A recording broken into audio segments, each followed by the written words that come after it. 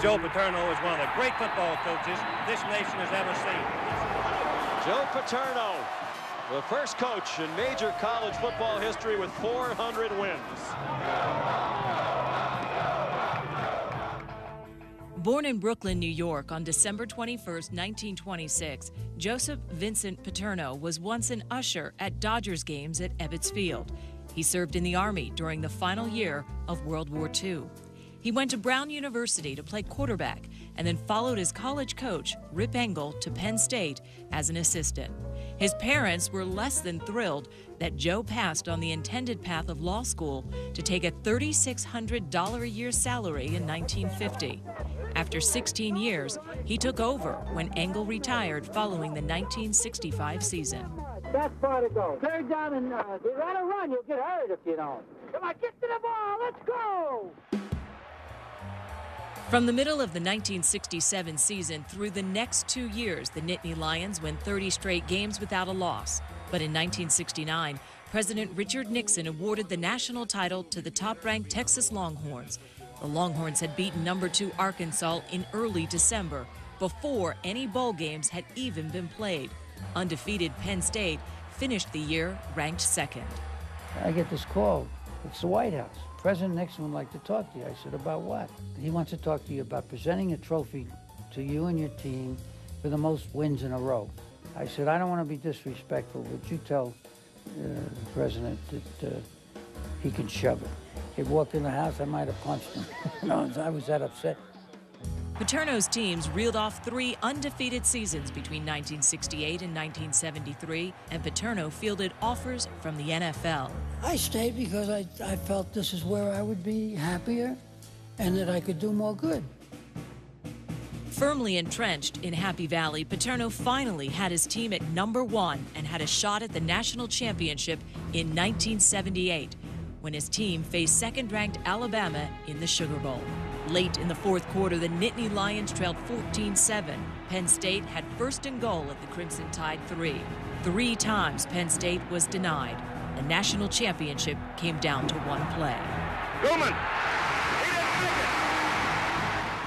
Well, that was the worst defeat I ever had. And I said, hey, maybe I'm getting too old. Maybe I can get out of this thing. Maybe they'll turn it over to some guy, get a little more guts than I have in the clutch.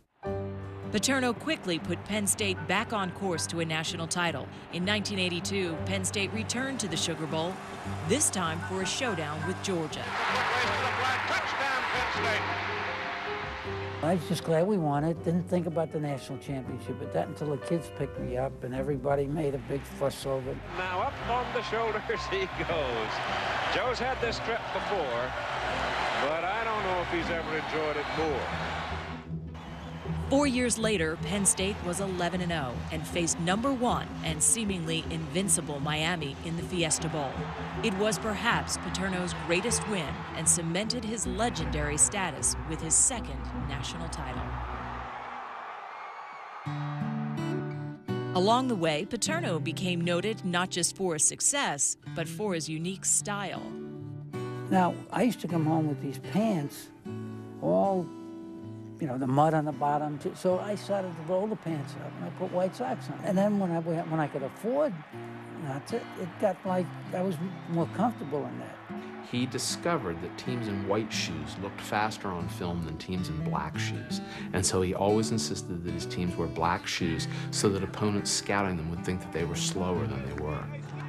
In October 2001, 35 years after taking over as head coach, Joe Paterno passed Bear Bryant to become the winningest coach in major college football history.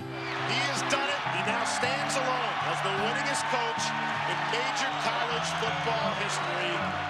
I can't put in words exactly how I feel about this football team, this university, this town.